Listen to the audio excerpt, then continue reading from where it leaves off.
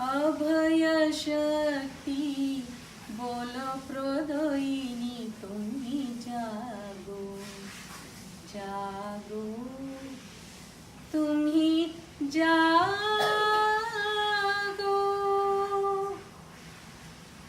I invite you to awaken your senses and listen to the story of Tulsi, the holy Basil. Tulsi, the matchless one as she's called. Tulsi, the courtyard goddess. It is said Tulsi is the threshold, portal, a gateway between heaven and earth. It's also said that Brahma, the creator, resides in her branches, and the deities and the gods live in her leaves and stems. And the tip of the Tulsi leaf is said to contain the holy Hindu scripture, the Vedas. And the river Ganges, Ganga, flows through her roots. Tulsi, the courtyard goddess, the matchless one.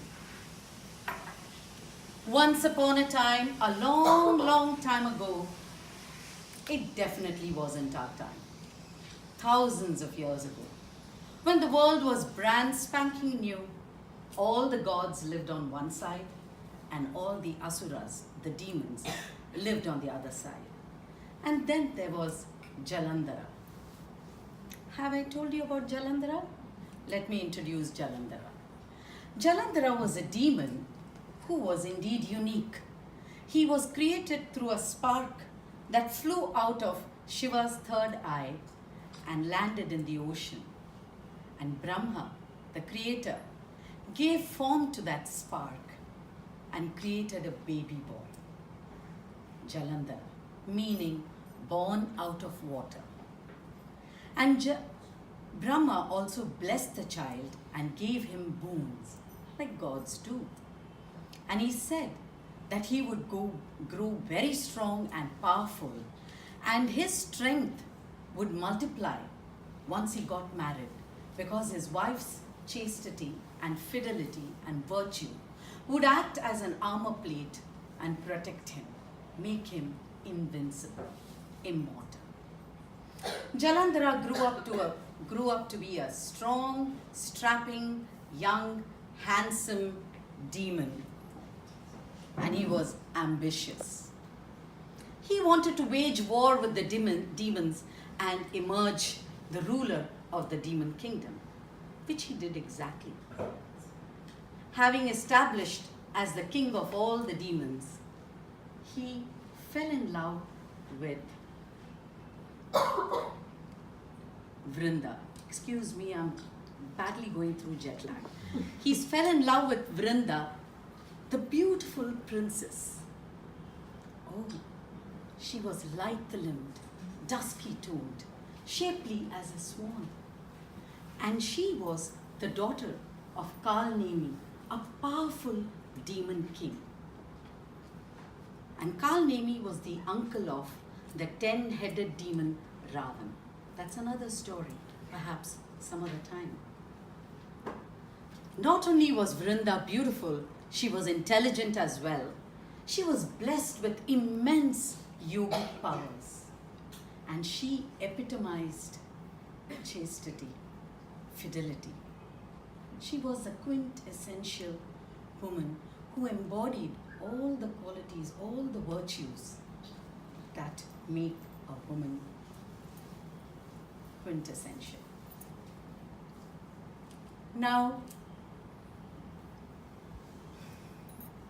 Vrinda too fell in love with Jalandhara. She admired his strength, and their marriage was solemnized. It was destiny, you see.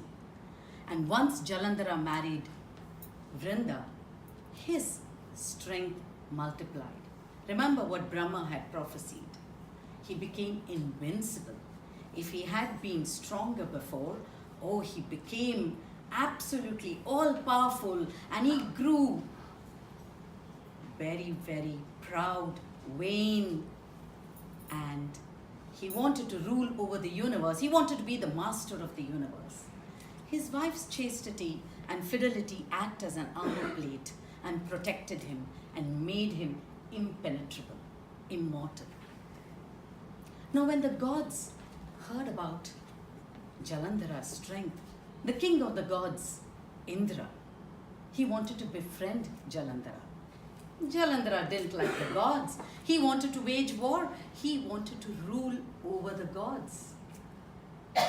And Indra called his council of gods, Agni, Vayu, Varuna, Ganga, Yamuna, and Saraswati, and conferred with them.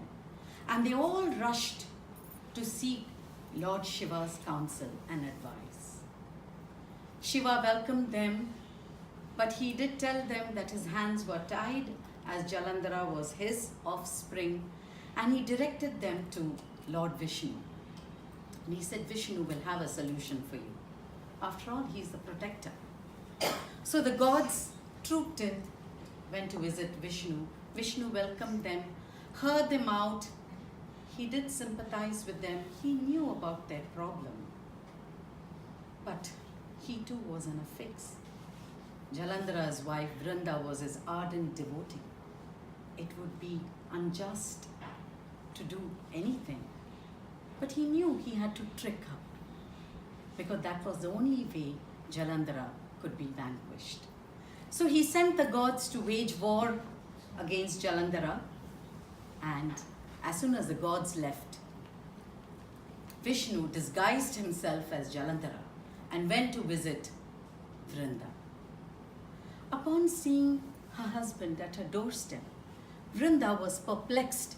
She knew her husband was at the battlefield, but with no questions asked, she welcomed her husband as a wife would. She brought some scented rose water to wash his feet. No sooner had she touched his feet, the chastity, the armor plate, the fidelity, her devotion, everything crumbled to the ground. And in the battlefield, Jalandhara, the armor plate, the shield that made him the lean, mean, killing demon, too crumbled. And he became vulnerable to the god's onslaught, and he was slain and killed. He lay dead on the battleground. The Asuras, seeing their master, the leader, lying dead on the floor, panicked, and they suspected Vrinda. They cast aspersions on her character, called her unchaste, questioned her fidelity, and drove her out of the Asura kingdom, ostracized her. Meanwhile, Vrinda, heartbroken at Vishnu's duplicity, devastated at her husband's death, desolate, forlorn, rushed to Vishnu's abode and stood in his courtyard and called out in a plaintive cry, Lord, come out and answer me. Why did you cheat me? Why this duplicity? What did I ever do? Was I not your ardent devotee? What? Answer me. But Vishnu remained mute and silent because he knew he had wronged Vrinda. And this aroused the anger in Vrinda. The self-righteous anger rose within her. The Kali, the Durga, the Devi rose within her. And she was so incensed that she cursed Vishnu. And she said, since you're mute, you heartless Vishnu, may you turn into a heartless black stone. And that's exactly what happened. Vishnu turned into this Shaligram fossil that can be found on the banks of the river Gomti in northern India, even today. And she said, you will be separated from your wife, just the way you separated me. And that's what happened in Ramayana. Ram was separated from Sita. And then she decided to end her life.